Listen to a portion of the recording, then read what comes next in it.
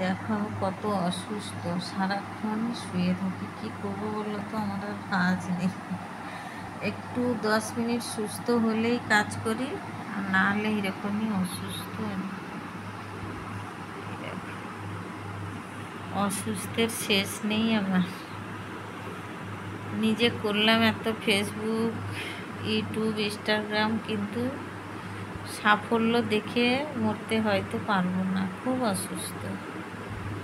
আমার ভেলুড়ে যাওয়ার কথা ছিল 3 মাস পরে, কিন্তু আমি যেতে পারলাম না, কারণ আমাকে নিয়ে যাবে কে?